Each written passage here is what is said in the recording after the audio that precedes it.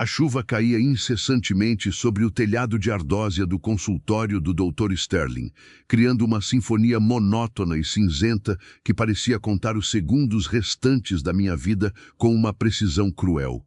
Eu permanecia sentada na cadeira de madeira rígida, sentindo o frio da madeira atravessar o tecido fino do meu vestido enquanto observava as mãos enrugadas e trêmulas do médico.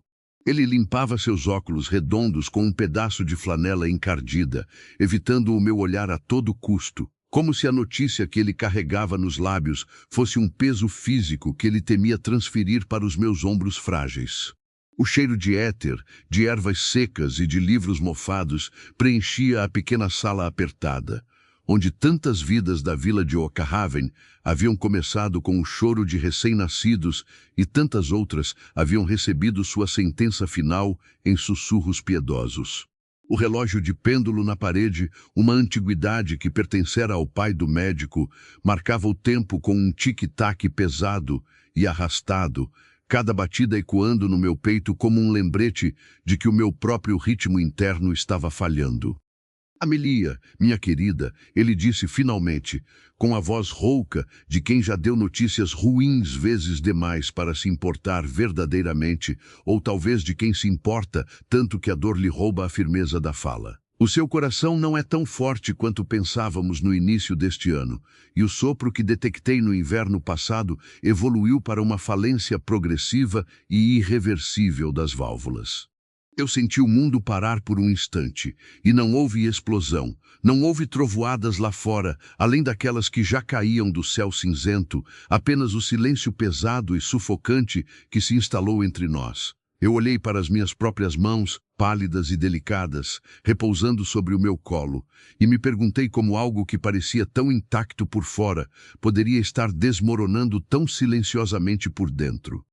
Eu perguntei quanto tempo eu tinha, e a minha voz saiu estranhamente calma e distante, como se eu estivesse perguntando sobre a previsão do tempo para a colheita de trigo ou sobre o preço da farinha no mercado local, e não sobre o fim da minha própria existência.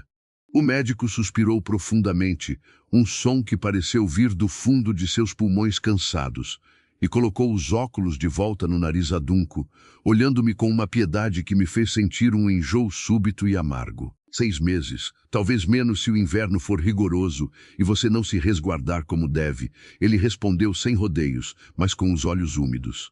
Você deve evitar esforços físicos, fortes emoções intensas, paixões arrebatadoras e qualquer tipo de agitação, pois seu coração é agora como um pássaro frágil em uma gaiola quebrada, que pode parar de bater a qualquer momento se for exigido demais. Eu apenas assenti lentamente, sentindo uma dormência fria se espalhar pelas pontas dos meus dedos e subir pelos meus braços até o peito, onde o órgão traiçoeiro batia em um ritmo descompassado que agora me parecia uma contagem regressiva para o nada. Saí do consultório sem derramar uma única lágrima, pois o choque era uma represa sólida que continha toda a água salgada que meu corpo desejava expulsar em gritos e lamentos. A vila de Oakhaven estava cinzenta, lamacenta e opressiva sob a tempestade que se formava no horizonte, e as pessoas caminhavam apressadas com suas capas de lã grossa e cabeças baixas, preocupadas com suas vidas mundanas, com o preço do carvão e com seus problemas que me pareciam tão pequenos e insignificantes diante da eternidade escura que se abria aos meus pés. Eu tinha apenas 22 anos. E minha vida até aquele momento tinha sido uma sucessão interminável de regras, seguidas à risca, de silêncios impostos e de desejos reprimidos em nome de uma decência que agora não valia absolutamente nada. Eu fui a filha obediente que cuidou da mãe doente, limpando seu suor e ouvindo seus delírios até o último suspiro doloroso. Eu fui a enteada submissa que aceitou os mandos e desmandos de uma madrasta cruel e mesquinha, baixando a cabeça para evitar conflitos. Eu fui a jovem recatada que nunca olhou nos olhos de um homem por mais de 2 segundos por medo de manchar uma reputação que seria enterrada comigo em 6 meses, em um caixão de pinho barato, pago com as economias que eu mal tinha. Enquanto caminhava pelas ruas de paralelepípedos irregulares e escorregadios, sentia a revolta crescer dentro de mim como uma erva daninha venenosa e incontrolável. Eu morreria sem nunca ter conhecido o amor que lia nos poemas, sem nunca ter visto a imensidão do mar que imaginava ser azul e infinito, sem nunca ter dançado até os pés doerem em um salão iluminado por 1000 velas de cera de abelha, e sem nunca ter sido beijada com a paixão devoradora que eu lia nos romances escondidos debaixo do meu colchão de palha. Vesti meu melhor vestido, um traje de veludo azul escuro que pertencera à minha mãe e que eu mantinha guardado em um baú de cânfora para uma ocasião especial que nunca chegava. O tecido era macio e cheirava a lavanda antiga. Cobri-me com uma capa pesada de lã e escapei pela porta dos fundos enquanto a casa dormia, sentindo a chuva gelada lavar o meu rosto e a minha alma. A rua estava deserta, transformada em um rio de lama, e o vento quase me derrubou assim que pisei fora da proteção do alpendre, mas eu ri. Eu ri alto, e o som foi engolido pelo trovão, uma risada de quem não tem mais nada a perder. Caminhei em direção à estrada principal que levava às terras altas, onde ficava a única propriedade que todos na vila temiam e respeitavam em silêncio, a mansão Blackwood. O dono daquelas terras, o conde Sebastian Thorne, era uma lenda urbana entre nós, um fantasma vivo que assombrava as conversas. Diziam que ele era um libertino devasso que fora expulso da corte de Londres por escândalos inomináveis, e que vivia recluso em sua propriedade, entregue a vícios, ao ópio e à escuridão. Diziam que ele era perigoso, que tinha um temperamento volátil como a pólvora e que nenhuma mulher de bem deveria se aproximar de seus portões de ferro. Mas eu não era mais uma mulher de bem. Eu era uma mulher morta caminhando, e os mortos não temem os vivos, por mais perigosos e amaldiçoados que sejam. Eu não sabia exatamente o que buscava naquela estrada desolada, talvez apenas ver as luzes da mansão proibida ou sentir a adrenalina de estar onde não deveria. Mas o destino tem formas curiosas e violentas de atender aos desejos desesperados. Enquanto eu caminhava pela beira da estrada enlameada, lutando contra o vento que tentava me arrastar, ouvi o som trovejante de cascos batendo contra a terra molhada. Uma carruagem negra, surgida das sombras da floresta como um demônio sobre rodas, veio em alta velocidade, sem lanternas acesas, guiada por um cocheiro que parecia não se importar com a visibilidade nula da tempestade. Eu tentei sair do caminho, mas meus pés escorregaram na lama traidora, e eu caí de joelhos bem no trajeto das rodas gigantescas que se aproximavam. O cocheiro puxou as rédeas com violência, gritando comandos para os animais, e os cavalos negros relincharam, empinando as patas dianteiras a poucos metros do meu rosto coberto de lama. A carruagem parou com um solavanco brutal que fez a estrutura de madeira nobre Ranger, e a porta se abriu com uma força bruta antes mesmo que o veículo estivesse totalmente imóvel. De dentro dela, desceu um homem alto, envolto em uma capa negra que parecia feita da própria noite e da chuva. Ele não usava chapéu, e seus cabelos escuros estavam molhados, colados à testa, dando-lhe uma aparência selvagem. Ele caminhou até mim com passos largos e furiosos, e quando me agarrou pelo braço para me levantar do chão encharcado, eu vi seus olhos. Eram olhos escuros, intensos como o abismo, e brilhavam com uma mistura de raiva, preocupação e incredulidade. "Você tem algum desejo de morte, garota?" ele gritou, sua voz grave e autoritária, competindo com o barulho ensurdecedor da tempestade. "O que faz vagando nesta estrada no meio de um dilúvio, vestida como se fosse para um baile de fantasmas, jogando-se na frente da minha carruagem como uma louca?" Eu olhei para ele, para o conde Sebastian, de quem todos falavam com pavor, e senti uma estranha calma me invadir, uma paz que vinha da certeza do meu fim. "Eu tenho um desejo de morte, sim, Vossa Graça", respondi, gritando para ser ouvida através do vento. "Mas parece que nem mesmo os seus cavalos assassinos querem me fazer o favor de abreviar a espera e me livrar deste fardo."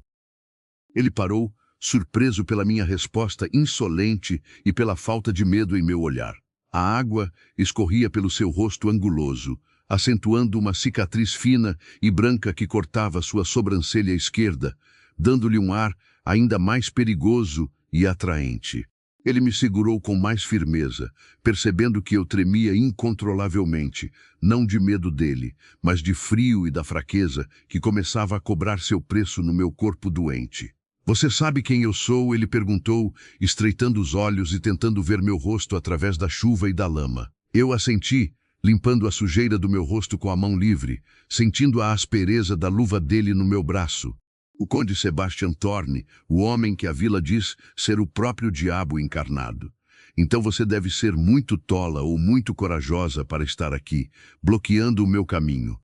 Ele me arrastou para a carruagem, não com gentileza de cavalheiro, mas com uma urgência protetora, jogando-me sobre os assentos de couro macio antes de entrar e bater a porta, isolando-nos do caos lá fora. O interior da carruagem era quente, luxuoso e cheirava a tabaco caro, couro envelhecido e conhaque francês. Ele sentou-se à minha frente, observando-me com uma curiosidade clínica e penetrante. Como se eu fosse um enigma complexo que ele precisasse decifrar antes de decidir se me jogaria de volta na lama ou se me levaria com ele. Você não parece uma camponesa perdida, ele observou, notando o tecido de veludo do meu vestido e a delicadeza das minhas mãos que repousavam no colo. Mas também não tem o ar arrogante e fútil das filhas dos comerciantes locais que buscam títulos. Quem é você e por que disse que a morte a está fazendo esperar com tanta impaciência? Eu respirei fundo, sentindo meu coração falhar uma batida, aquele lembrete constante e doloroso da sentença do Dr. Sterling. Meu nome é Amélia, e hoje pela manhã fui informada de que tenho apenas 6 meses de vida. Meu coração está parando, Vossa Graça. As válvulas estão falhando, e eu decidi que não vou passar meus últimos dias trancada em um quarto úmido esperando o fim chegar. Eu saí para sentir a chuva, para sentir algo real. E se seus cavalos tivessem me acertado, talvez tivesse sido um final mais emocionante e digno do que morrer tossindo sangue em uma cama estreita e solitária. O conde Sebastian ficou em silêncio por um longo momento, o som da chuva batendo no teto da carruagem, preenchendo o espaço entre nós. A expressão de raiva em seu rosto suavizou-se lentamente, transformando-se em algo que eu não conseguia identificar, talvez fascínio, talvez cálculo. Ele recostou-se no banco, cruzando as pernas longas com uma elegância natural, e um sorriso cínico curvou seus lábios. 6 meses, você diz, uma condenação rápida, limpa e definitiva. Muitos homens, inclusive eu, pagariam fortunas para saber exatamente quando o tormento desta vida vai acabar. Então você quer viver, Amélia. Você quer espremer a vida até a última gota, antes que o relógio pare de vez. Eu respondi com firmeza, sustentando o olhar intenso dele sem desviar. Eu quero tudo o que me foi negado pela pobreza e pela moral.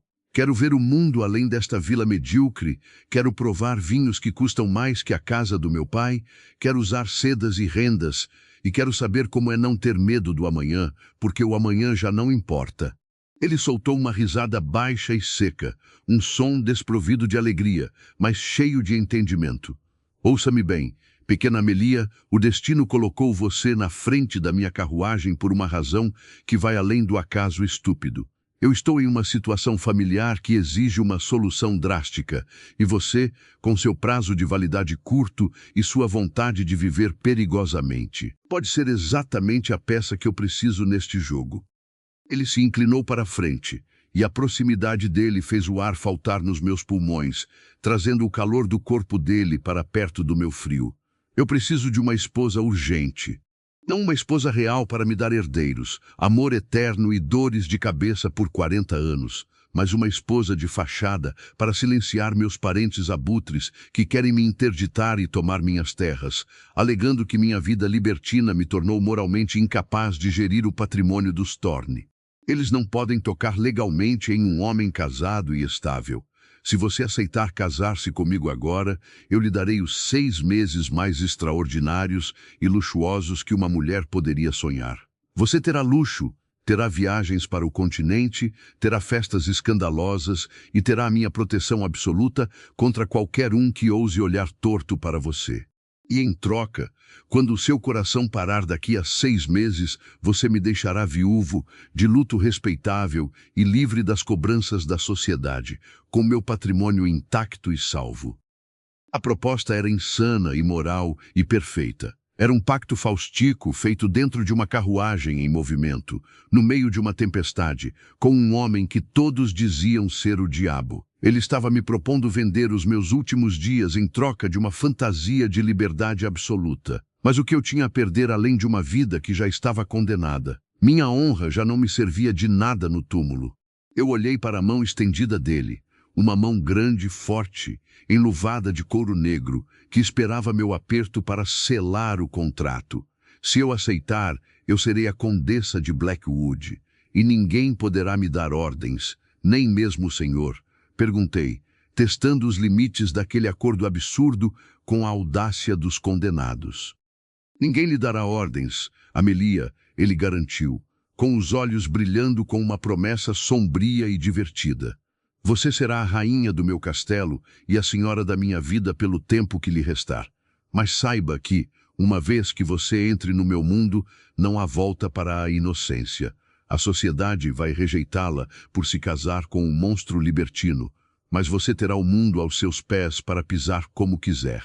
Eu estendi minha mão fria e toquei a dele, sentindo o calor através da luva, selando o destino que mudaria tudo o que eu conhecia.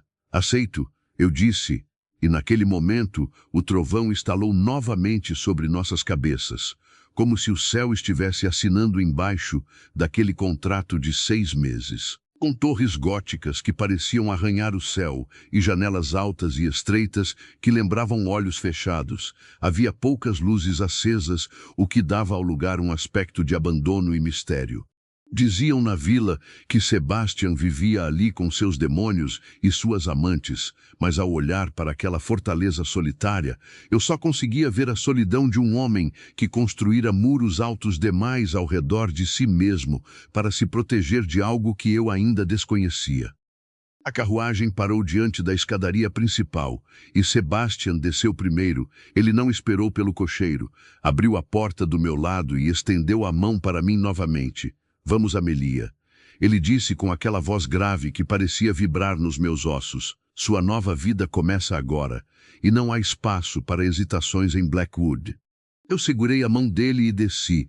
Meus pés afundaram levemente no tapete vermelho, que havia sido estendido às pressas pelos criados que surgiram das sombras. Eram homens e mulheres de rostos impassíveis, vestidos com uniformes impecáveis, que não demonstravam surpresa ao ver seu mestre chegar com uma mulher encharcada e suja de lama no meio da noite. Eles apenas curvavam as cabeças em reverência, como se aquilo fosse a rotina mais normal do mundo. Entramos no grande salão e o calor das lareiras me atingiu como um abraço físico. O lugar era magnífico. O teto era alto e adornado com lustres de cristal que cintilavam com a luz de centenas de velas. O chão era de mármore preto e branco, polido a ponto de refletir as chamas das lareiras gigantescas que rugiam nas extremidades do salão. Tapeçarias antigas cobriam as paredes de pedra, retratando cenas de caça e batalhas antigas. Mas o que mais me impressionou foi o silêncio. Apesar da opulência, a casa parecia prender a respiração. Sebastian retirou a capa molhada e a jogou nos braços de um mordomo que apareceu ao seu lado como um fantasma. Senhora Graves, Sebastian chamou sem elevar a voz, mas o som do nome ecoou pelo salão vasto. Uma mulher alta e magra, com cabelos grisalhos presos em um coque tão apertado que parecia puxar a pele do seu rosto, surgiu de uma porta lateral. Ela vestia preto dos pés à cabeça e trazia um molho de chaves preso à cintura. O som metálico das chaves batendo umas nas outras era o único ruído que ela fazia ao andar. Sim, milord. Ela respondeu com uma voz seca e desprovida de emoção. Seus olhos varreram o meu corpo de cima a baixo, notando a lama na barra do meu vestido de veludo e o estado calamitoso do meu cabelo, mas ela não fez nenhum comentário. Esta é Amelia, Sebastian anunciou colocando a mão no meu ombro com uma possessividade que me fez estremecer. Ela será a nova condessa de Blackwood a partir de amanhã. Prepare os aposentos da ala leste, os melhores que tivermos, e providencie um banho quente e roupas limpas imediatamente. Ela está com frio e não quero que ela adoeça antes do casamento. Quero que chame o padre da vila agora mesmo. Diga a ele que a doação para a reforma do telhado da igreja será dobrada se ele estiver aqui em 1 hora para realizar a cerimônia. A senhora Graves piscou uma única vez, o único sinal de surpresa que ela permitiu transparecer. O padre Milord, a esta hora da noite, ela questionou suavemente. Sebastian virou-se para ela com um olhar que poderia congelar o inferno. Você me ouviu, senhora Graves, em 1 hora. Se ele se recusar, diga a ele que eu irei pessoalmente buscá-lo e que ele não gostará da visita. A governanta fez uma reverência rápida e desapareceu pelo corredor, deixando-nos sozinhos no grande salão. Eu olhei para Sebastian, sentindo o peso da realidade desabar sobre mim. Você vai me casar hoje? Perguntei minha voz, saindo um pouco mais trêmula do que eu gostaria. Não há tempo a perder, Amelia. Ele respondeu caminhando até uma mesa lateral, onde havia garrafas de cristal com líquidos ambarinos. Ele serviu uma dose generosa de conhaque e bebeu de um só gole. Meus primos estão chegando amanhã para uma inspeção surpresa. Eles trazem advogados e médicos de Londres para atestar minha insanidade e minha incapacidade moral. Se eles me encontrarem casado com uma jovem respeitável, o argumento deles cai por terra. Você é o meu escudo, Amelia, e escudos precisam estar no lugar antes que a flecha seja disparada. Ele se aproximou de mim novamente e tocou meu rosto com as costas da mão. O toque era frio, mas gentil de uma maneira estranha. Você está com medo. Ele constatou, não era uma pergunta. Eu estou morrendo, Sebastian, respondi olhando nos olhos dele. O medo é um luxo que eu não posso mais ter. O que eu sinto é pressa. Se vamos fazer isso, que seja rápido. Eu não quero passar minhas últimas horas discutindo burocracia. Eu quero aquele banho quente que você prometeu e quero saber se essa casa tem uma biblioteca. Porque se eu vou morrer em 6 meses, eu quero ler todos os livros que minha madrasta me proibiu de tocar. Sebastian sorriu, um sorriso verdadeiro desta vez que alcançou seus olhos e suavizou as linhas duras do seu rosto. Você terá sua biblioteca, Amelia. Você terá livros suficientes para ler por 3 vidas. Agora vá com as criadas. Prepare-se para se tornar uma condessa e não se preocupe com o vestido. O baú da minha avó está no sótão. Há sedas lá que estão esperando por uma pele jovem há décadas. Fui conduzida pelas criadas até um quarto que era maior do que toda a casa do meu pai. Havia uma banheira de cobre no centro cheia de água fumegante que cheirava a óleo de rosas e lavanda.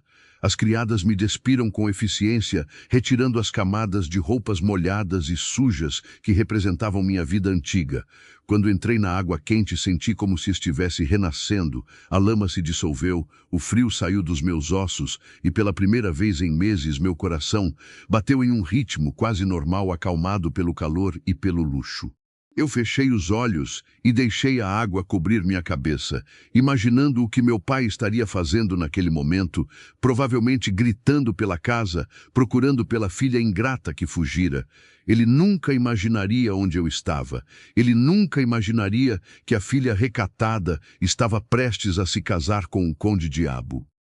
Quando saí do banho, as criadas me vestiram com uma camisola de seda branca e um robe de veludo cor de vinho que era macio como o toque de uma nuvem. Elas secaram meu cabelo perto da lareira e o pentearam até que ele brilhasse como ouro velho. Eu me olhei no espelho de moldura dourada e não reconheci a mulher que me encarava de volta. Ela não parecia doente. Ela não parecia a Amelia que descascava batatas. Ela parecia uma rainha trágica, pronta para assumir seu trono de cinzas. Uma batida na porta interrompeu meus pensamentos. Era a senhora Graves. O padre está na capela, Milord a aguarda. Ela anunciou, sua voz ainda seca, mas com um tom de respeito que não estava lá antes. Caminhei pelos corredores escuros da mansão, sentindo o chão de pedra fria através das minhas sapatilhas de cetim. A capela da mansão era pequena e antiga, iluminada apenas por velas grossas que derretiam sobre o altar de pedra. Sebastian estava lá, parado diante do padre que parecia aterrorizado. Ele vestia uma casaca preta impecável com uma camisa branca entreaberta no colarinho, dando-lhe um ar de negligência elegante. Ele se virou quando entrei e seus olhos percorreram meu corpo com uma apreciação que fez meu rosto esquentar. Você está magnífica. Ele sussurrou quando cheguei ao seu lado. O padre começou a cerimônia com a voz trêmula, pulando as partes longas do sermão sob o olhar impaciente de Sebastian. Eu repeti os votos mecanicamente, prometendo amar e respeitar até que a morte nos separe. A frase pesou no ar, carregada de um significado literal que só nós dois compreendíamos. A morte não estava distante. Ela estava à espreita, esperando o fim dos 6 meses, ou talvez menos. Sebastian colocou um anel no meu dedo. Era uma peça antiga de ouro pesado, com um rubi escuro no centro, que parecia uma gota de sangue coagulado. Eu vos declaro marido e mulher. O padre disse apressadamente, fazendo o sinal da cruz, como se estivesse exorcizando um demônio. Sebastian não me beijou nos lábios, ele beijou minha testa.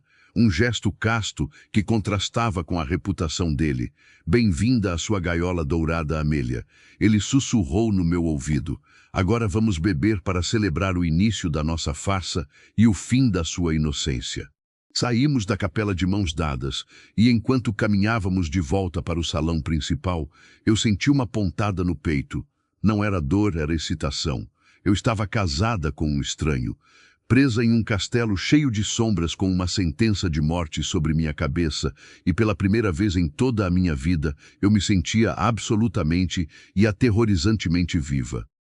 O sol pálido da manhã invadia o quarto através das frestas das pesadas cortinas de veludo verde, ferindo meus olhos acostumados com a escuridão perpétua do sótão do meu pai. Levei alguns segundos atordoantes para reconhecer o dócil de madeira talhada acima da minha cabeça e o toque macio e fresco dos lençóis de seda contra a minha pele febril. Não era um sonho provocado pela doença, nem um delírio dos meus últimos dias. O peso frio e substancial do anel de rubi no meu dedo anelar era a prova inegável e descartável do comerciante, mas sim a condessa de Blackwater, a esposa de um homem que o mundo chamava de monstro e que eu mal conhecia. Sentei-me na cama imensa, sentindo uma tontura leve, levei a mão ao peito, esperando sentir a falha habitual nas batidas, o tropeço do meu coração cansado, mas ele batia com uma regularidade surpreendente, talvez alimentado pela adrenalina da loucura que eu cometera na noite anterior. Olhei ao redor do quarto, que era maior do que toda a casa onde eu cresci. Havia móveis de mogno escuro polidos até brilharem como espelhos. Tapetes persas que abafavam qualquer som e uma lareira onde as brasas da noite anterior ainda emitiam um calor reconfortante. Eu estava no luxo, eu estava no pecado e eu estava viva. A porta se abriu silenciosamente e a senhora Graves entrou seguida por 2 criadas jovens que traziam bandejas de prata e pilhas de tecidos. A governanta olhou para mim com aquela expressão indecifrável e seca que parecia ser sua máscara permanente.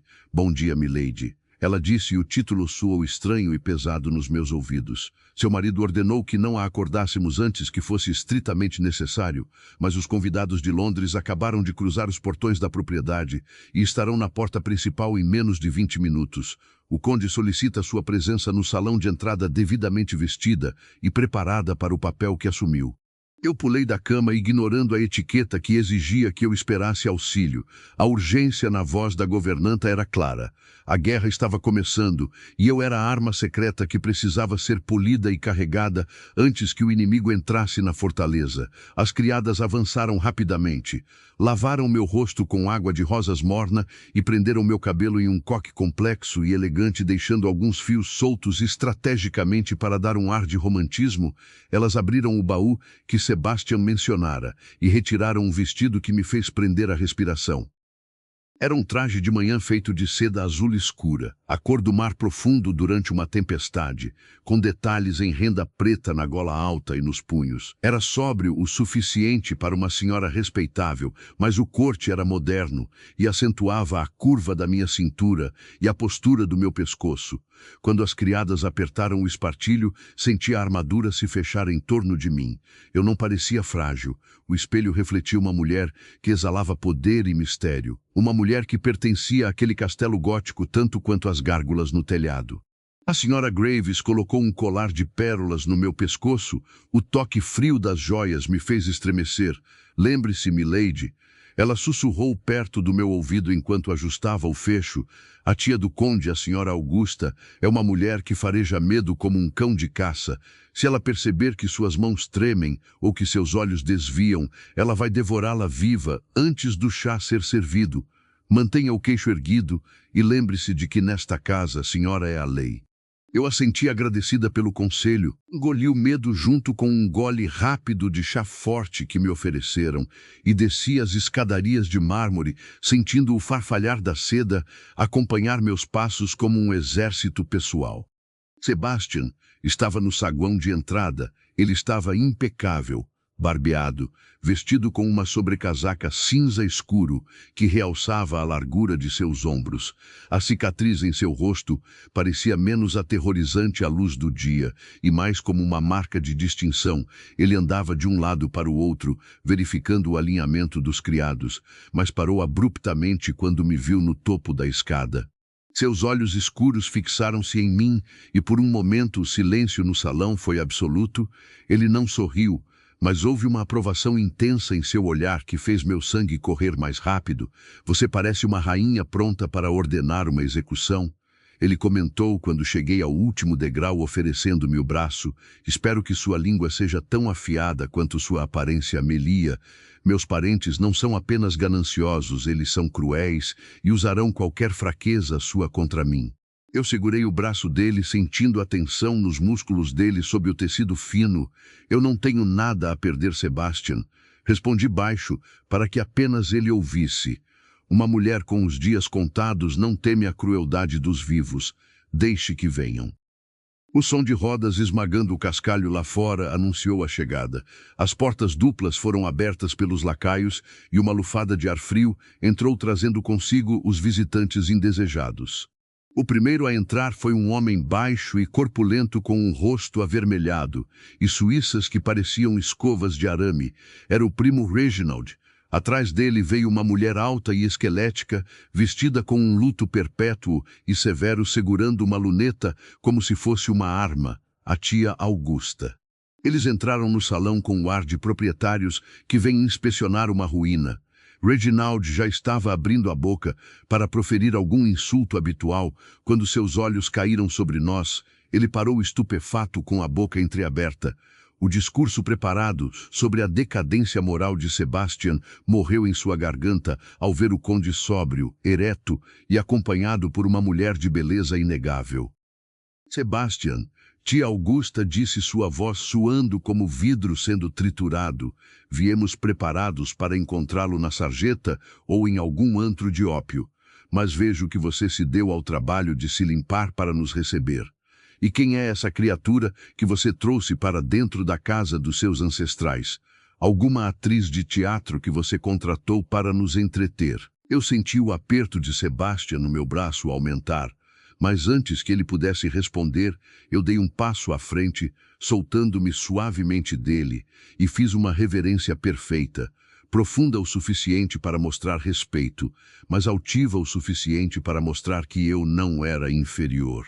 É um prazer finalmente conhecê-la, senhora Augusta, disse minha voz clara e firme ecoando nas paredes de pedra. Sebastian fala muito sobre a senhora e sobre sua preocupação incansável com o bem-estar dele.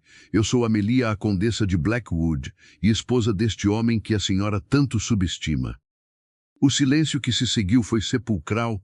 Reginald deixou cair a bengala que segurava, e o som da madeira batendo no mármore foi o único ruído no salão.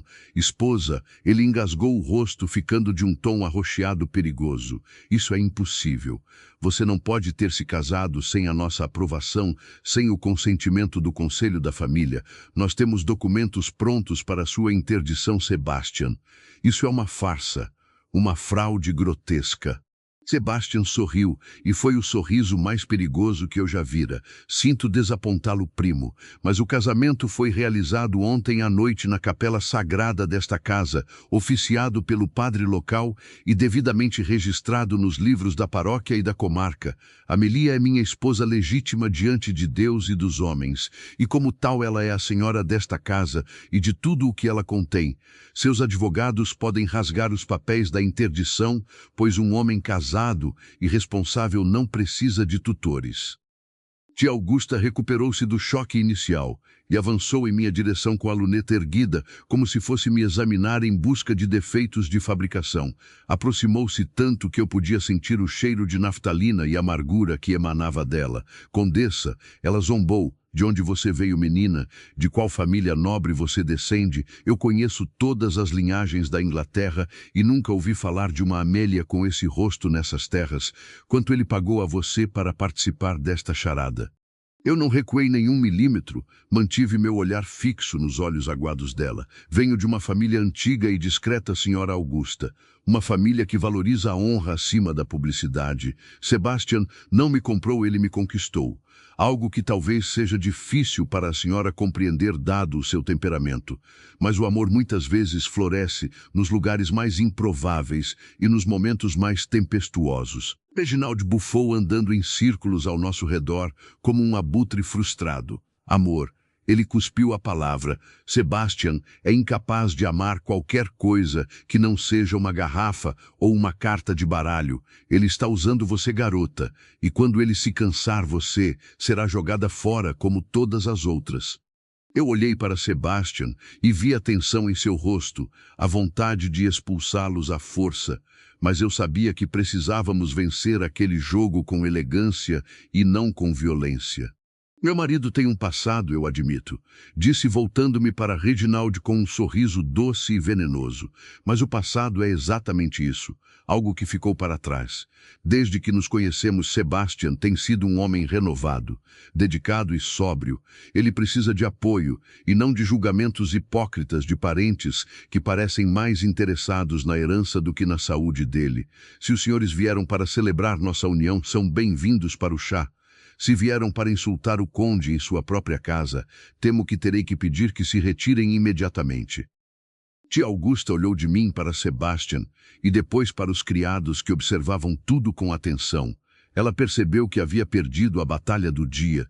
A presença de uma esposa legítima e articulada era um obstáculo legal que eles não poderiam transpor com gritos e ameaças vazias.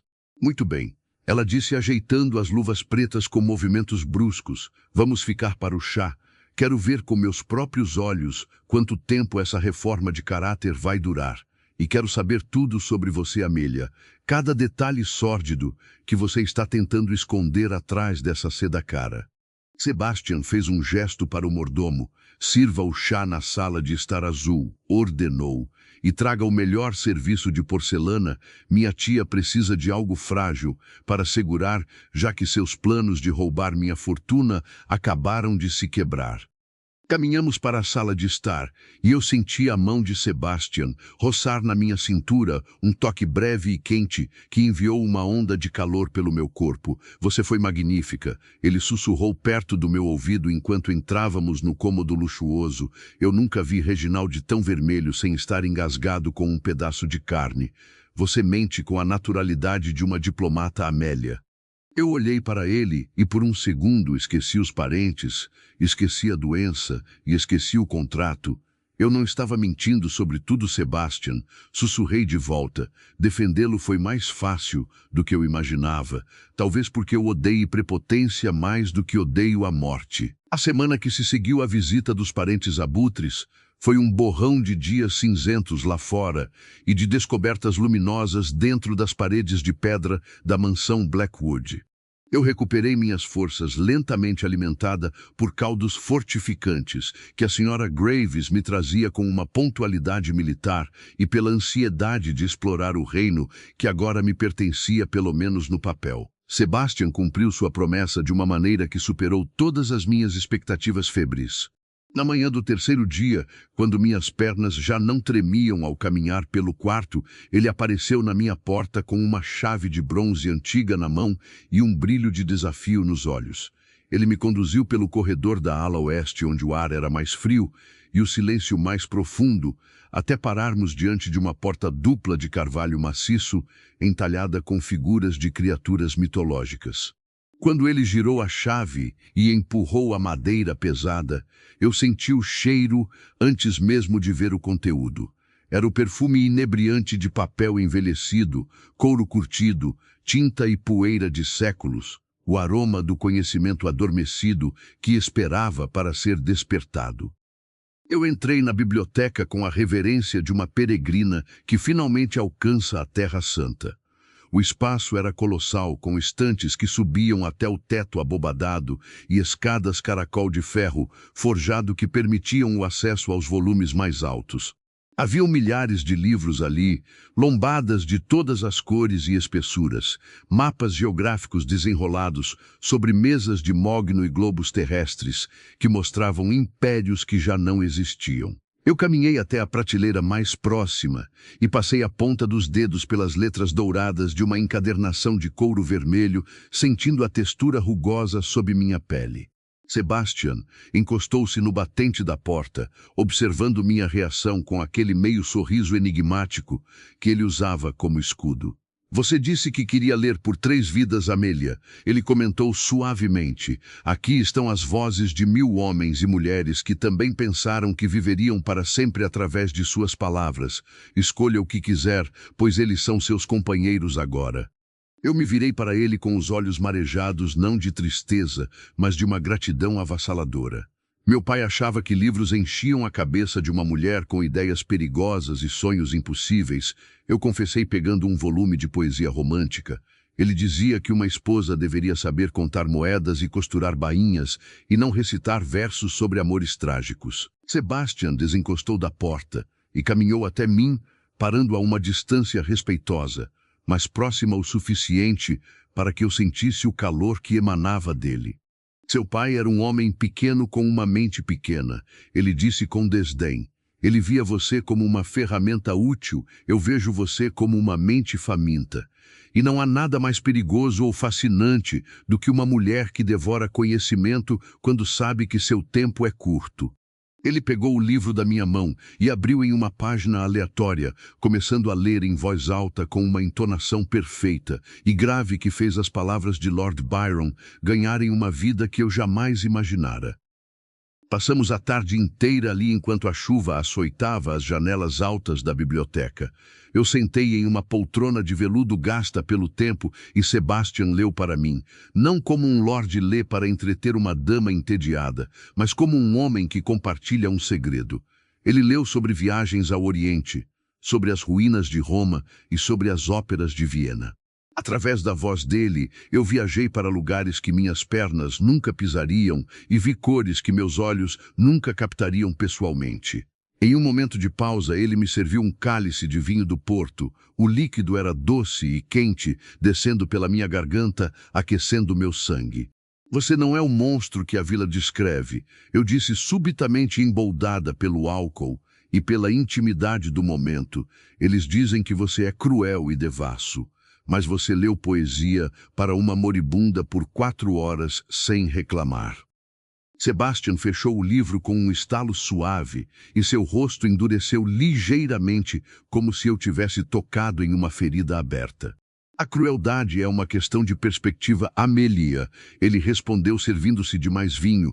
Para a sociedade eu sou um monstro porque me recuso a jogar os jogos deles, porque não frequento os bailes hipócritas de Londres e porque não me casei com uma prima de sangue azul para aumentar minhas terras. Eles inventam histórias sobre orgias e rituais profanos, porque a verdade é muito mais entediante e triste.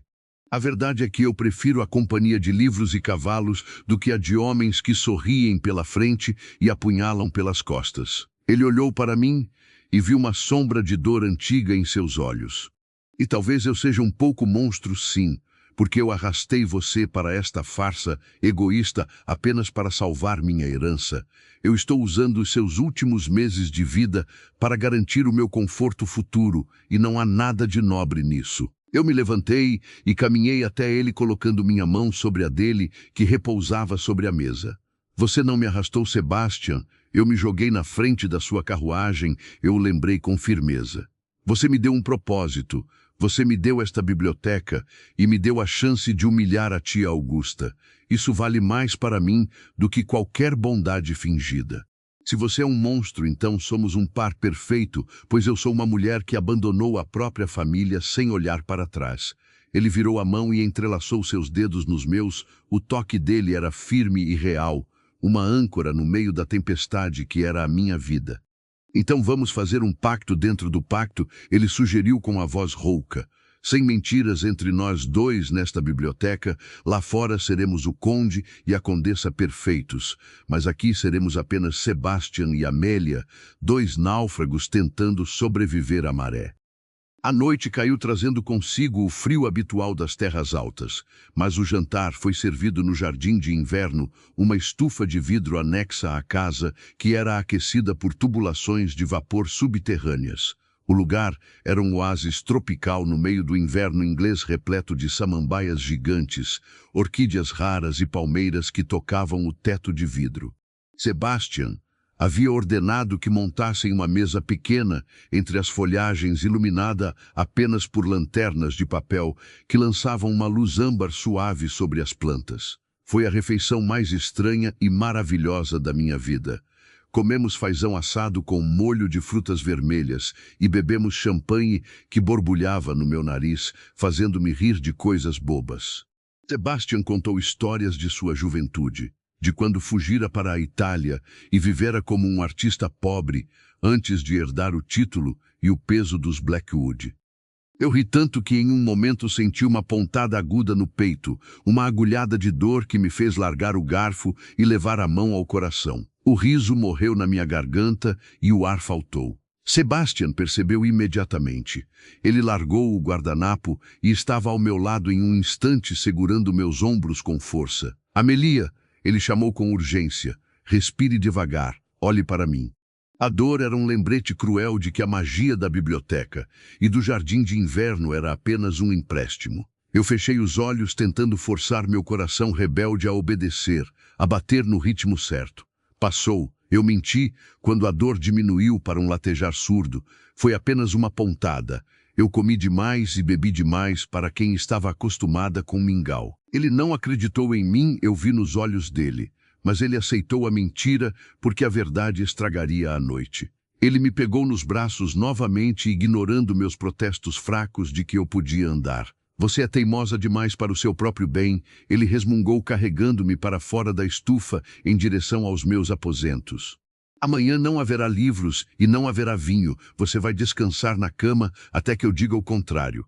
Eu encostei a cabeça no ombro dele, sentindo o cheiro de almíscar e chuva que parecia fazer parte da pele dele. Sebastian, eu sussurrei já meio adormecida pela exaustão e pelo champanhe, você prometeu me mostrar o mundo, a biblioteca é linda, mas eu quero ver o mar, eu quero ver Paris antes de morrer.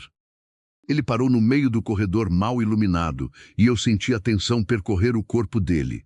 Paris é longe, Amelia, ele disse baixo. A viagem é longa e cansativa, e os médicos diriam que é suicídio. Mas eu não me importo com os médicos, eu respondi fechando os olhos. Eu prefiro morrer vendo a Torre Eiffel, ou o Rio Sena, do que morrer olhando para o dossel desta cama. Ele ficou em silêncio por um longo tempo, e eu pensei que ele fosse recusar, que ele fosse usar sua autoridade de marido e carcereiro para me manter segura e infeliz. Mas então ele voltou a andar, seus passos ecoando com determinação no corredor de pedra. Nós iremos a Paris, ele disse finalmente, e a promessa pairou no ar como um juramento sagrado. Se é o seu desejo ver o mundo, então eu levarei o mundo até você, ou levarei você até ele, nem que eu tenha que carregar você nas costas até a França. Ele me depositou na cama com uma gentileza que desmentia sua força bruta e cobriu-me com os edredons de plumas. Durma agora, minha pequena condessa rebelde, ele ordenou passando a mão pelo meu cabelo solto no travesseiro. Amanhã começaremos os preparativos. Se vamos desafiar a morte, vamos fazer isso em grande estilo. Ele se afastou em direção à porta, mas antes de sair ele parou e olhou para trás. E Amélia, ele disse, sua voz soando estranhamente vulnerável na penumbra, obrigado por me defender hoje.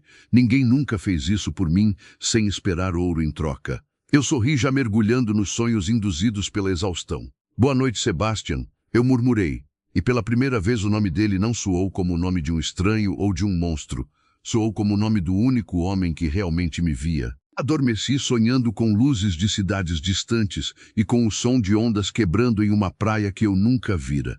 Eu não sabia quanto tempo eu tinha, talvez semanas, talvez dias, mas eu sabia que cada segundo ao lado daquele homem valia mais do que décadas de uma vida segura e vazia.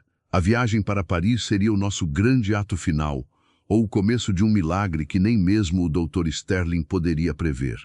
O coração podia estar falhando, mas a alma estava finalmente voando livre.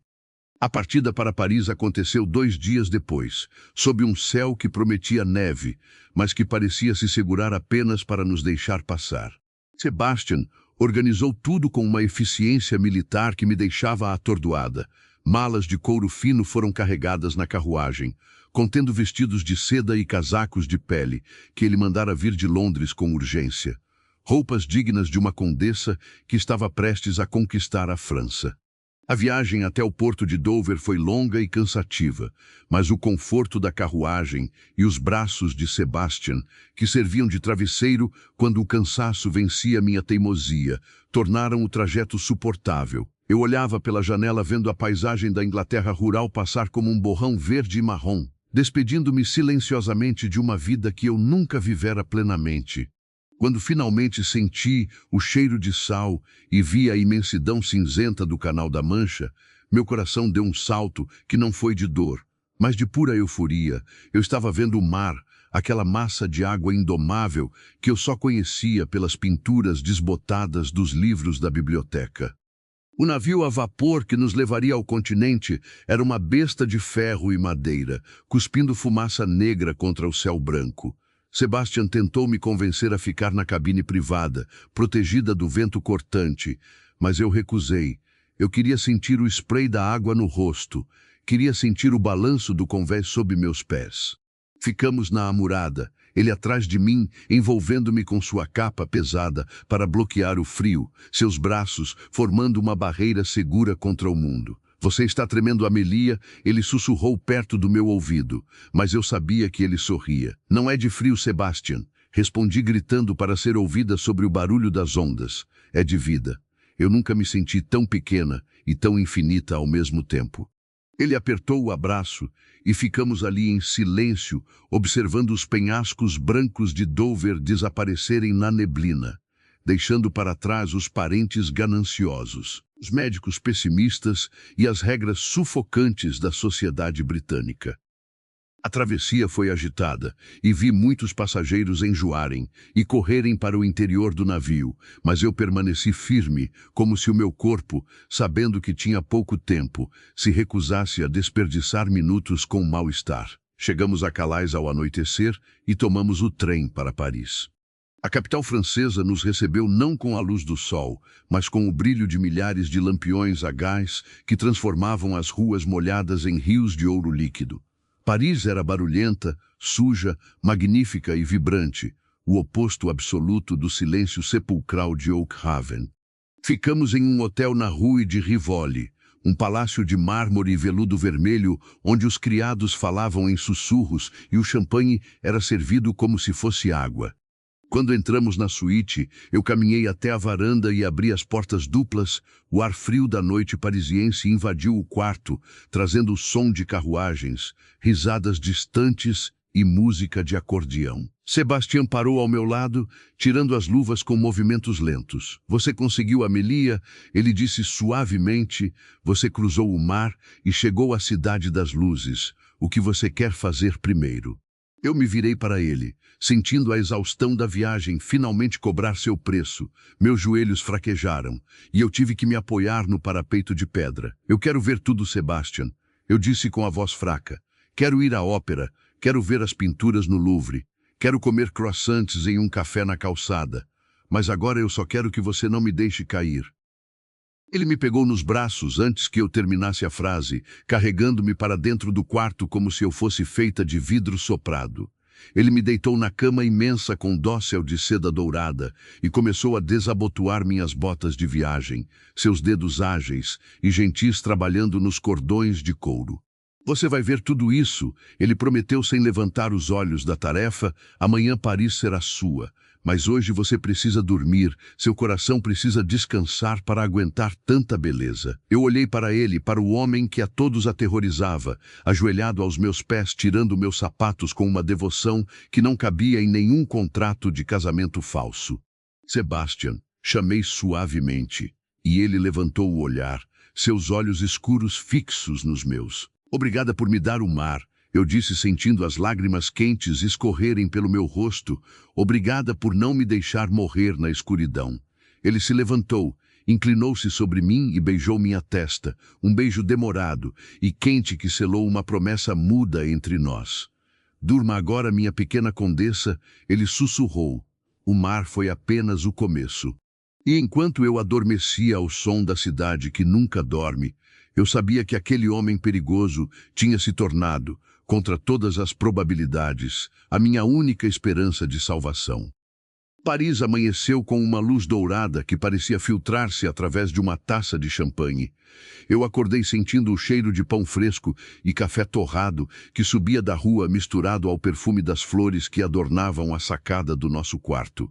Sebastian já estava acordado, sentado em uma poltrona de veludo carmesim, lendo um jornal francês com a facilidade de um nativo. Ele vestia um roupão de seda escura que deixava parte do peito à mostra, revelando cicatrizes antigas que eu nunca tivera coragem de perguntar a origem. Bom dia, Amélia, ele disse sem levantar os olhos do papel. Espero que esteja com fome, pois encomendei metade da padaria da esquina para o nosso desjejum. Hoje vamos caminhar pelos jardins das Tulherias e depois visitaremos a ópera, mas apenas se você prometer que me avisará ao primeiro sinal de cansaço.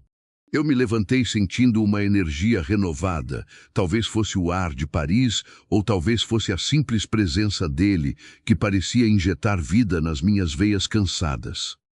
Tomamos café na varanda, observando o movimento das carruagens e das damas elegantes que desfilavam com suas sombrinhas de renda. Sebastian observava tudo com um olhar crítico, mas quando seus olhos pousavam em mim, a dureza desaparecia. Ele limpou uma migalha de croissant do canto da minha boca com o polegar. Um toque tão íntimo e casual que fez meu estômago revirar de uma maneira que nada tinha a ver com a doença.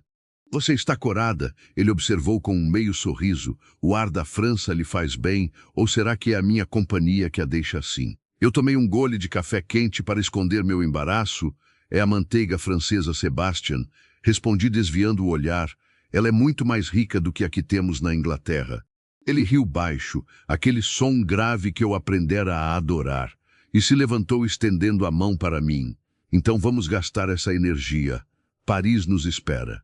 O passeio pelos jardins foi como entrar em uma pintura a óleo. As árvores estavam perfeitamente podadas e as fontes jorravam água cristalina sob o sol pálido de inverno. Caminhamos de braços dados e Sebastian me contava a história de cada estátua e de cada prédio com uma paixão que desmentia sua fama de libertino e ignorante. As pessoas olhavam para nós, não com o julgamento que eu temia, mas com admiração.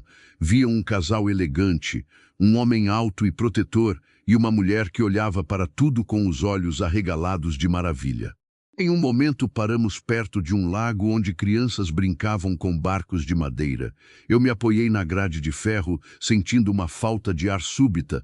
Não era dor aguda, mas um peso no peito como se meus pulmões tivessem encolhido. Sebastian percebeu imediatamente.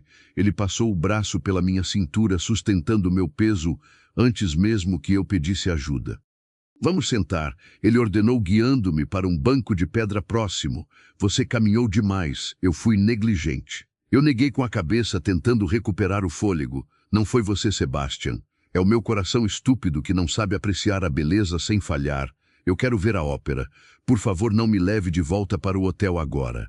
Ele hesitou, examinando meu rosto pálido com preocupação.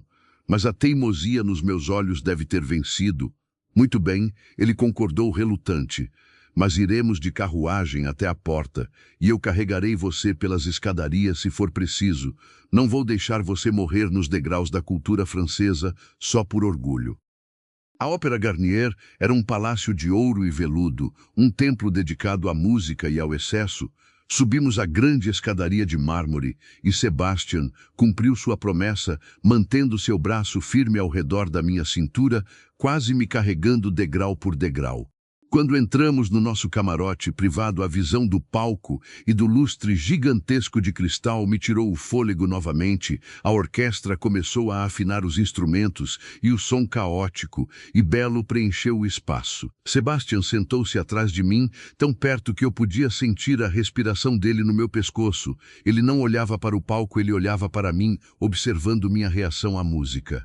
Quando a soprano começou a cantar uma área triste e poderosa, eu senti as lágrimas escorrerem, não de tristeza, mas de uma emoção tão pura que doía. Sebastian segurou minha mão no escuro do camarote, entrelaçando nossos dedos com força. Amelia, ele sussurrou perto do meu ouvido e a voz dele competiu com a música. Eu daria tudo o que tenho, cada moeda e cada pedaço de terra, para ter conhecido você antes, para ter encontrado você quando seu coração ainda era forte. Eu me virei para ele ignorando a ópera, ignorando a plateia e ignorando a morte. Eu apertei a mão dele, sentindo a aspereza da pele e o calor da vida.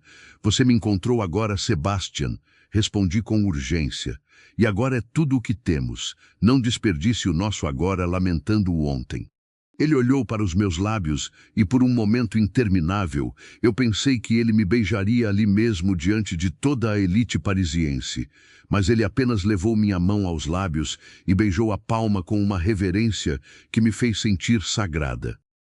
Voltamos para o hotel em silêncio, mas era um silêncio carregado de palavras não ditas e de sentimentos que cresciam perigosamente entre nós. Naquela noite, deitada na cama luxuosa enquanto Sebastian dormia no sofá do quarto ao lado para manter a decência e o meu repouso, eu senti uma certeza aterrorizante. Eu não queria morrer, não mais apenas pela curiosidade de ver o mundo, mas porque eu estava irremediavelmente apaixonada pelo meu marido de mentira. E a ideia de deixá-lo sozinho naquela mansão fria me doía mais do que qualquer falha cardíaca.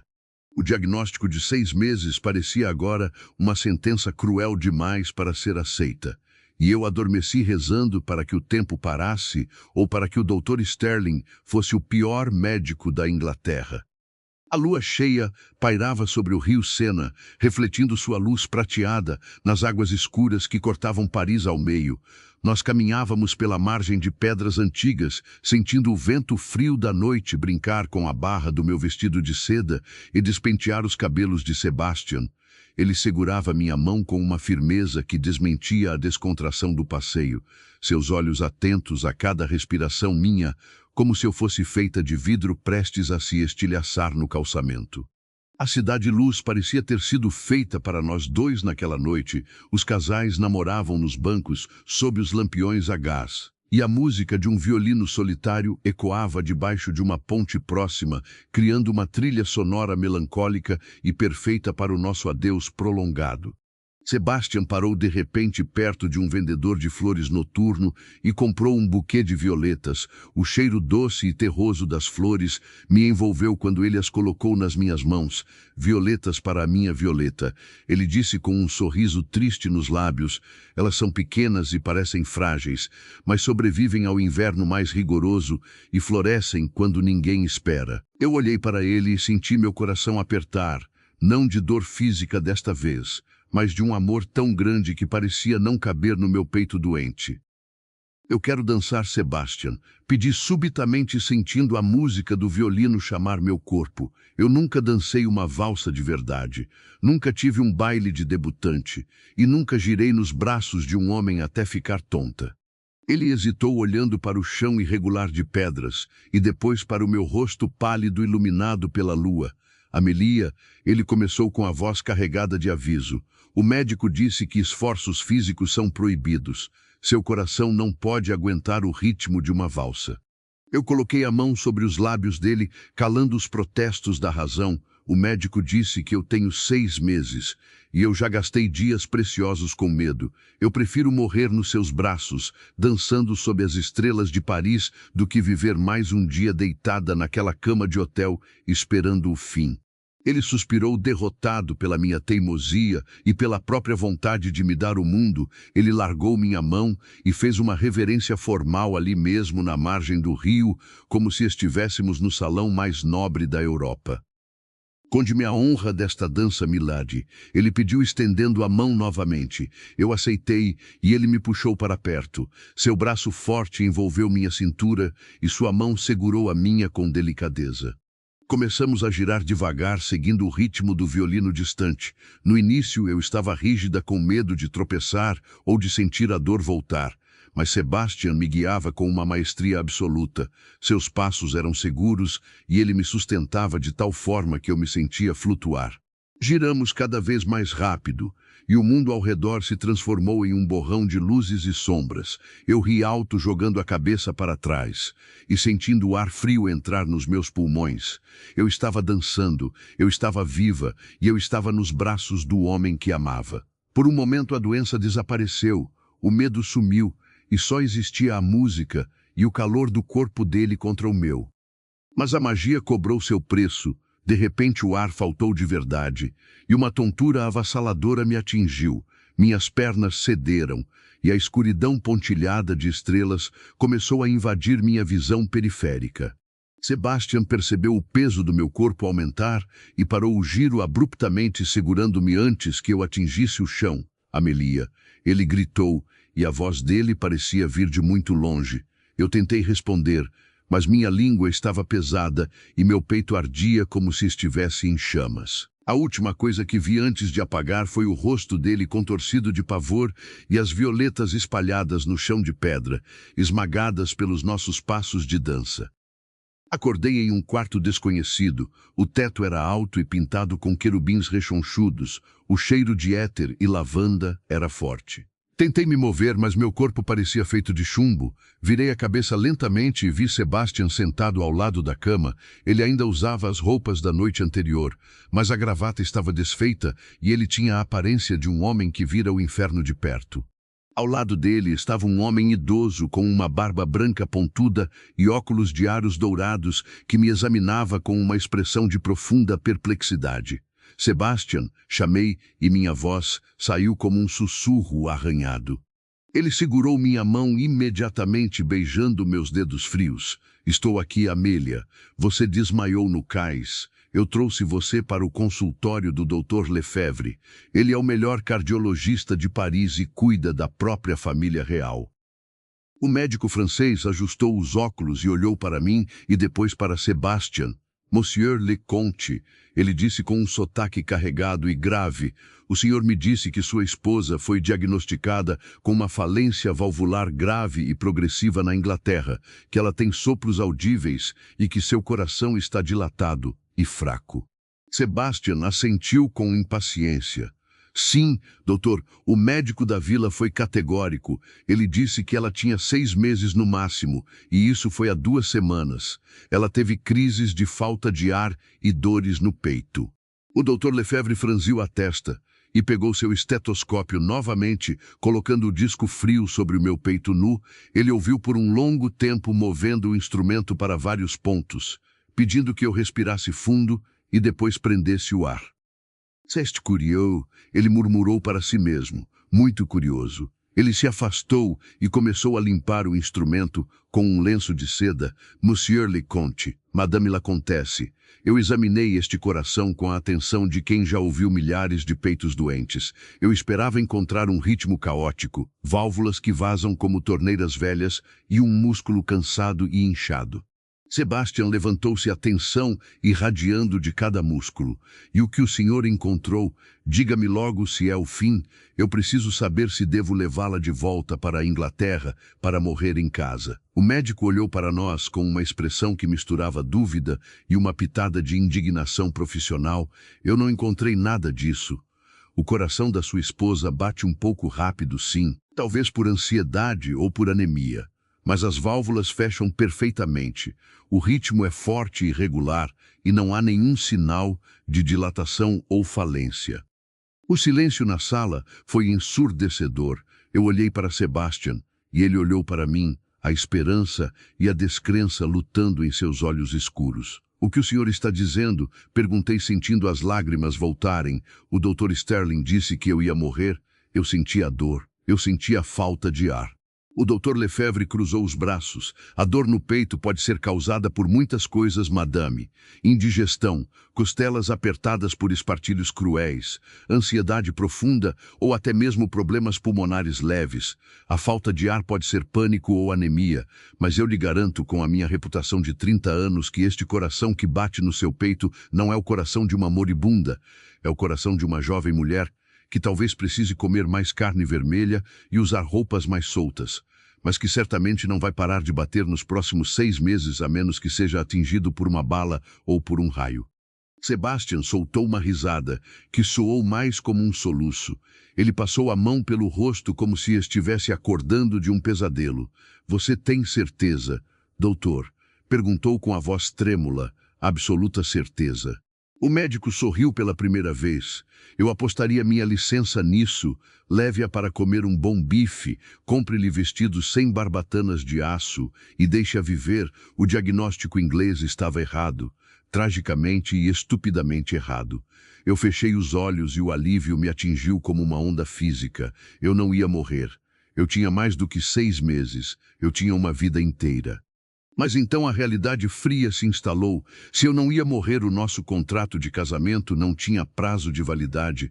O acordo era que eu o deixaria viúvo e livre, mas agora eu era uma esposa saudável e viva, presa a um homem que só queria uma solução temporária para seus problemas de herança. Saímos do consultório em um estado de choque. A manhã de Paris estava clara e brilhante, mas havia uma sombra nova entre nós. Sebastian não falou nada durante o trajeto de volta para o hotel. Ele segurava minha mão, mas o toque parecia diferente, mais pesado, carregado de uma complexidade que não existia quando éramos apenas um libertino e uma condenada. Quando entramos no quarto, ele soltou minha mão e caminhou até a varanda, ficando de costas para mim. "Então você vai viver, Amélia?" ele disse sem se virar. "O milagre aconteceu. O diagnóstico estava errado e você tem a vida inteira pela frente." Eu sentei na cama, sentindo o peso daquelas palavras. "E agora, Sebastian?" perguntei com medo da resposta. O nosso acordo era claro: 6 meses e depois a liberdade. Mas eu não vou morrer. O que acontece com a condessa de fachada, que se recusa a sair de cena? Ele se virou e eu vi a tempestade em seus olhos.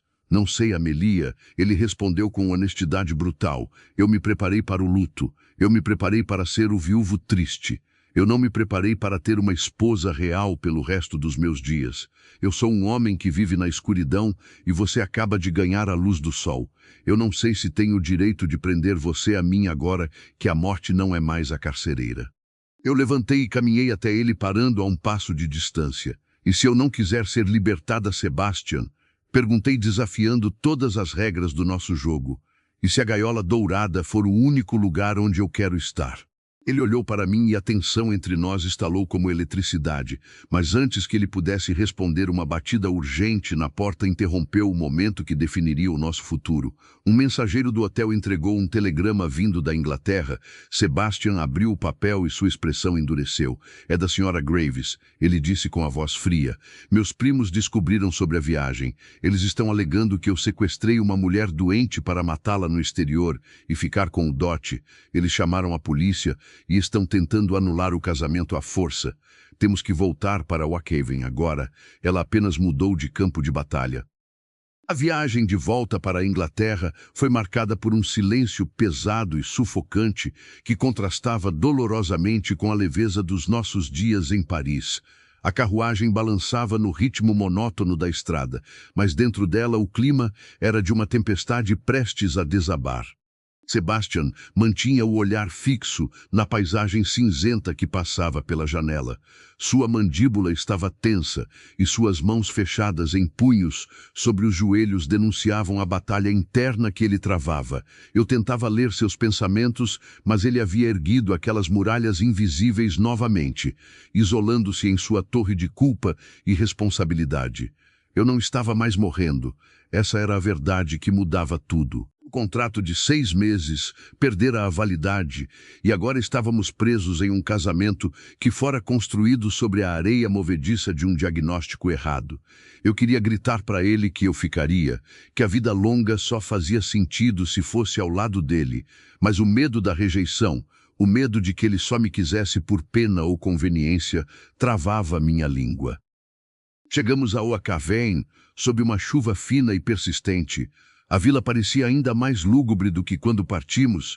Os moradores nos olhavam com curiosidade e desconfiança, enquanto a carruagem negra com o brasão dos Blackwood cortava as ruas de paralelepípedos. Quando os portões da mansão apareceram, meu coração acelerou, não por causa da doença que eu não tinha, mas porque havia outras carruagens paradas no pátio, veículos oficiais da polícia e a carruagem pomposa da tia Augusta. Sebastian praguejou baixinho, um som áspero que quebrou o silêncio. Eles não perderam tempo a Melia. Ele disse voltando-se para mim com aquele olhar protetor que me desarmava. "Lembre-se do que conversamos. Deixe que eu fale. Eles vão tentar distorcer cada palavra sua para provar que eu a coagi ou que eu a mantive em cativeiro para roubar sua suposta herança inexistente." Descemos da carruagem e fomos recebidos não pelos criados, mas por um inspetor de polícia com um bigode encerado e uma prancheta na mão. Atrás dele, tia Augusta e o primo Reginald sorriam com a satisfação antecipada de quem acredita ter encurralado a presa. "Lord Blackwood", disse o inspetor, dando um passo à frente, bloqueando nosso caminho para a entrada. "Recebemos uma denúncia grave de que o senhor sequestrou a jovem Amelia Higgins, uma mulher doente e vulnerável, e a levou para fora do país contra a vontade da família dela e sem a devida assistência médica.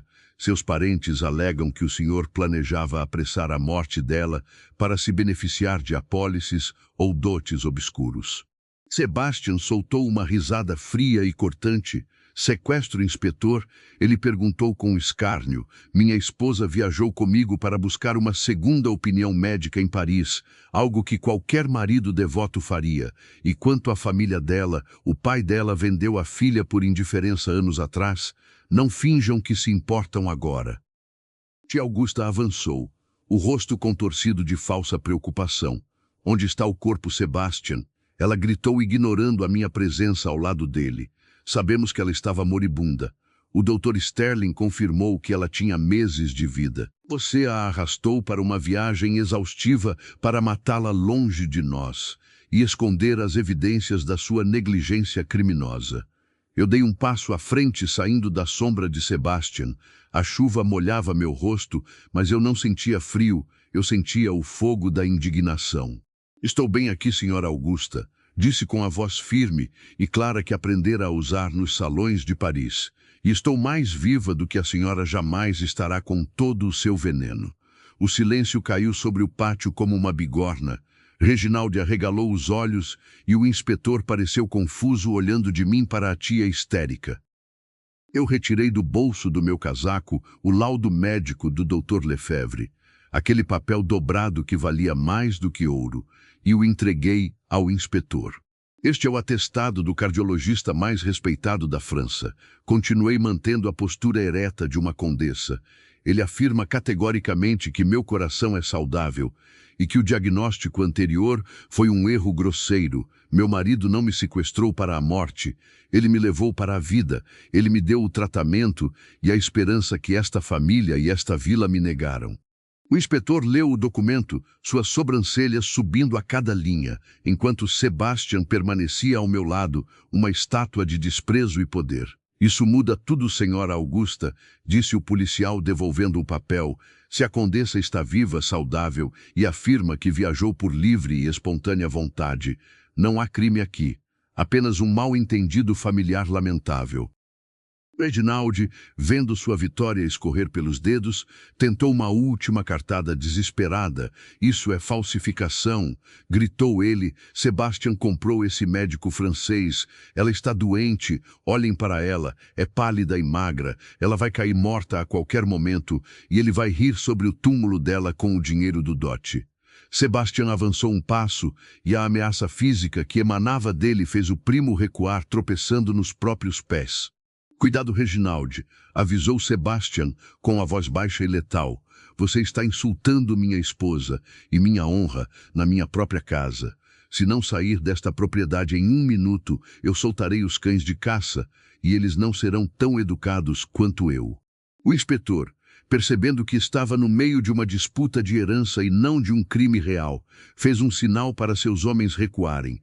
Pedimos desculpas pelo incômodo, Lord Blackwood, disse ele tocando a aba do chapéu. Parece que fomos mal informados. Tenham um bom dia. Augusta e Reginald entraram em sua carruagem bufando de raiva, lançando olhares de ódio puro em nossa direção. Mas eles partiram, derrotados mais uma vez pela verdade que eu e Sebastian havíamos construído juntos. Quando ficamos sozinhos no pátio, a adrenalina começou a baixar e a realidade do nosso impasse retornou. Entramos na mansão e a senhora Graves estava lá, pálida e aliviada. Ela pegou meu casaco molhado e murmurou um agradecimento a Deus que eu nunca esperaria ouvir dela. Fomos para a biblioteca, o nosso santuário, e Sebastian serviu-se de uma bebida forte. Suas mãos tremiam levemente, o único sinal de que o confronto o afetara. Eles vão voltar, Amélia, ele disse olhando para o líquido âmbar no copo. Eles sempre voltam. Eles vão tentar anular o casamento agora, alegando que foi baseado em fraude, que você mentiu sobre sua saúde para me prender. Eu caminhei até ele e tirei o copo de sua mão colocando-o sobre a mesa. Deixe que tentem, Sebastian, eu disse com convicção. Nós temos a verdade, nós temos o laudo, e nós temos um ao outro. Ele olhou para mim e a dor em seus olhos era insuportável. Não temos um ao outro, Amelia, ele disse, e as palavras foram como um soco no meu estômago. Nós tínhamos um acordo. Eu casei com uma mulher que ia morrer. Eu me preparei para ser o guardião do seu fim, não o parceiro da sua vida inteira. Eu sou um homem quebrado, cheio de vícios e sombras. Eu não sirvo para ser marido de uma jovem saudável que tem o mundo inteiro para descobrir. O que você está dizendo? Perguntei, sentindo o pânico subir pela minha garganta. Você quer que eu vá embora, é isso. Agora que eu não vou morrer, eu me tornei um fardo indesejado. Ele segurou meu rosto com as 2 mãos e seus polegares acariciaram minhas bochechas com uma ternura desesperada. Eu estou dizendo que você merece mais do que ser a enfermeira de um lorde recluso, ele sussurrou encostando a testa na minha. Eu vou dar a você a anulação, Amelia. Vou alegar que o casamento não foi consumado, que foi um erro. Vou dar a você uma pensão generosa e você poderá ir para Londres, para Paris, para onde quiser. Você poderá encontrar um marido jovem, sem cicatrizes e sem parentes loucos, alguém que possa lhe dar filhos e um futuro de luz. Eu me afastei dele como se tivesse sido queimada, as lágrimas de raiva transbordando dos meus olhos. Você é um idiota, nobre Sebastian Blackwood. Gritei e minha voz ecoou pelas estantes de livros. Você acha que pode decidir o meu futuro? Você acha que sabe o que eu quero? Eu não quero um marido jovem e insosso. Eu não quero bailes de debutante. Eu quero o homem que leu poesia para mim na chuva. Eu quero o homem que me carregou nos braços em Paris. Eu quero você. Ele balançou a cabeça recuando para as sombras. Você diz isso agora porque está grata, porque acha que me deve a vida. Mas a gratidão vira ressentimento com o tempo. Em 1 ano você vai me odiar por tê-la prendido nesta casa gótica. E eu não suportaria ver o ódio nos seus olhos. Eu prefiro deixá-la ir agora enquanto você ainda me olha com carinho. Ele saiu da biblioteca batendo a porta atrás de si, deixando-me sozinha com o silêncio e com a decisão mais difícil da minha vida. Ele estava tentando me salvar de si mesmo, mas ele não entendia que eu não precisava ser salva. Eu precisava ser amada. Eu tinha ganhado uma vida inteira. Sim, mas aquela vida não valia nada se eu tivesse que vivê-la longe dele. Enxuguei as lágrimas e olhei para os livros que nos uniram. Eu não era mais a menina assustada do consultório. Eu era a condessa de Blackwood. E se Sebastian achava que podia me expulsar da vida dele com nobreza e sacrifício, ele estava muito enganado. Eu lutaria por ele. Lutaria contra os fantasmas dele e contra a teimosia dele. E eu começaria aquela guerra naquela mesma noite, provando que o casamento não precisava ser anulado, mas consumado de verdade, de corpo e alma. A tempestade lá fora parecia um eco distante daquela noite em que me joguei na frente da carruagem de Sebastian, mas desta vez eu não estava fugindo da morte, eu estava correndo em direção à vida. O relógio do corredor batia à meia-noite, quando tomei a decisão que selaria o nosso destino para sempre. Eu não aceitaria a anulação, eu não aceitaria a nobreza estúpida dele, e eu não aceitaria ser despachada para Londres como uma mercadoria devolvida. Vesti o robe de veludo que ele me dera na primeira noite, soltei meus cabelos e caminhei descalça pelo corredor frio em direção aos aposentos do conde, o santuário onde ele se escondia do mundo e agora de mim. A porta estava entreaberta e a luz fraca da lareira desenhava sombras longas no chão de madeira. Eu empurrei a porta e o encontrei sentado em uma poltrona de couro, um copo de uísque intocado na mão e o olhar perdido nas chamas que dançavam na grelha. Ele levantou a cabeça quando entrei e vi a surpresa misturada com uma dor crua em seus olhos escuros. Amelia, você não deveria estar aqui, ele disse com a voz rouca e cansada. Eu disse que amanhã chamaria os advogados para resolvermos a papelada da sua liberdade. Vá para o seu quarto e me deixe com os meus demônios. Eu fechei a porta atrás de mim e girei a chave na fechadura. O som metálico ecoou no silêncio do quarto como um tiro. Eu não quero a liberdade, Sebastian. Eu disse caminhando até ele com passos firmes. Eu quero saber por que você acha que tem o direito de escolher por mim. Por que você acha que a sua escuridão é mais forte do que a minha vontade de ficar. Ele se levantou largando o copo na mesa com um baque surdo. Ele parecia maior e mais perigoso à luz do fogo. Mas eu não recuei. Você é jovem e agora é saudável. Ele respondeu tentando manter a distância. Você tem um mundo inteiro lá fora esperando por você. Homens sem passado. Homens que não são chamados de monstros pela própria família. Eu sou um homem quebrado, Amelia. Eu sou egoísta demais para deixá-la ir, mas nobre o suficiente para saber que devo. Eu parei na frente dele, tão perto que podia sentir o calor do corpo dele e o cheiro de tabaco e chuva que impregnava sua pele. Você não é quebrado. Eu sussurrei tocando a cicatriz em seu rosto com a ponta dos dedos. Você é o homem que me deu Paris.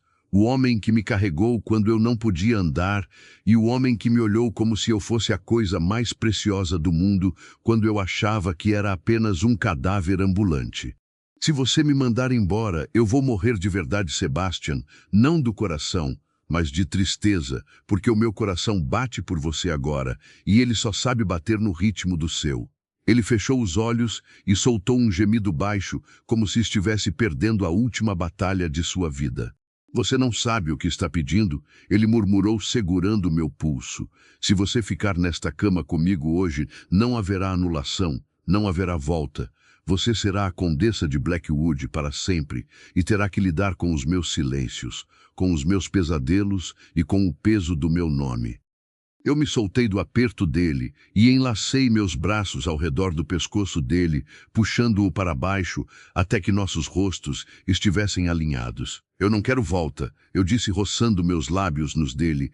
Eu quero o peso do seu nome e quero seus pesadelos para que eu possa acordá-lo deles. Beije-me, Sebastian, beije-me como se fosse a última noite do mundo ou a primeira do resto das nossas vidas.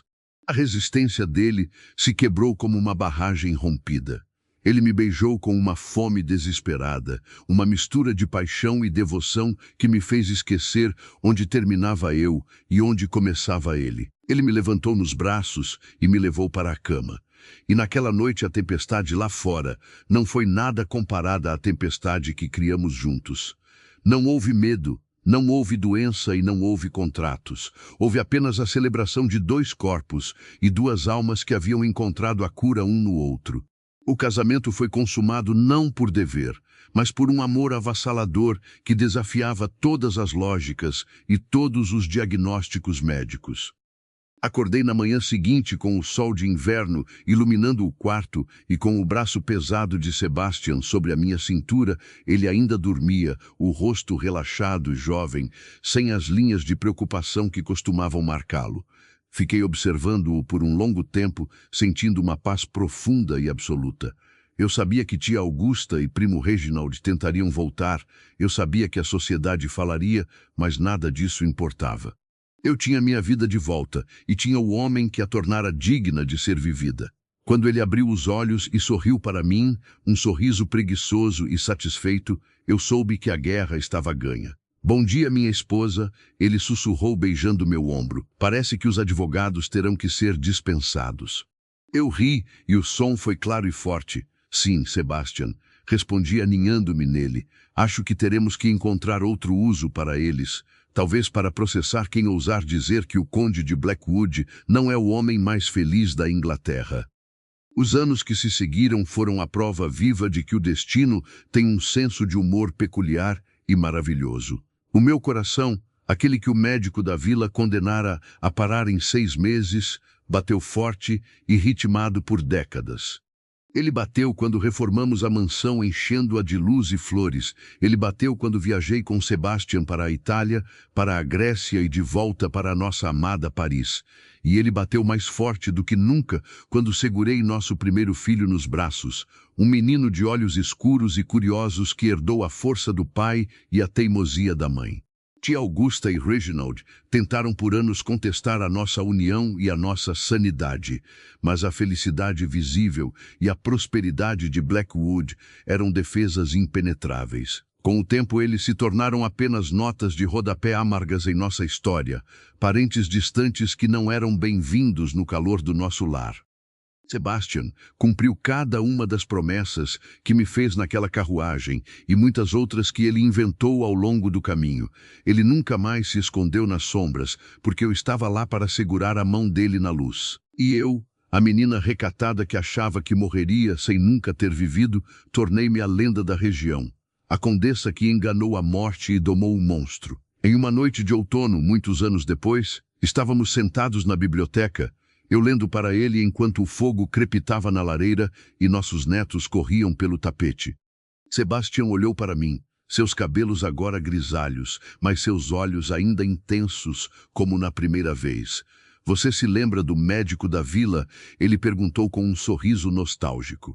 Eu fechei o livro e olhei para ele, o homem que fora minha cura e meu destino. Lembro-me dele todos os dias. Respondi. Ele estava errado sobre o tempo, mas estava certo sobre uma coisa. O meu coração estava falhando naquele dia. Ele estava falhando por falta de amor. E você o consertou não com remédios, mas com uma vida inteira.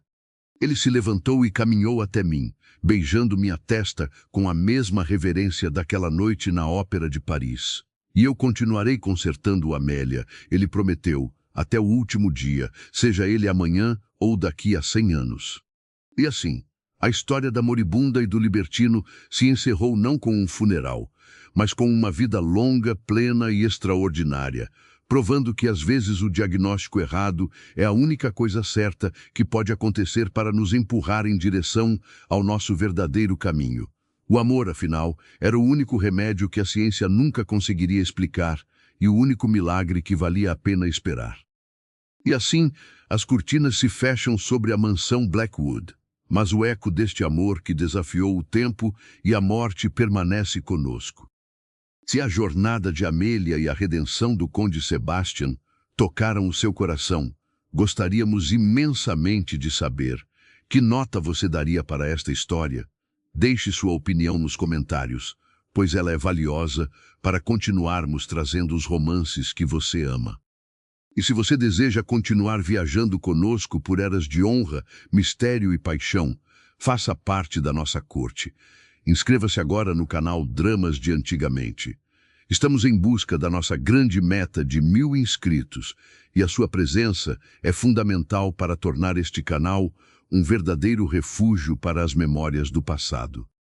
Ative o sininho, prepare seu chá e a pipoca. Nos vemos na próxima história. Até lá!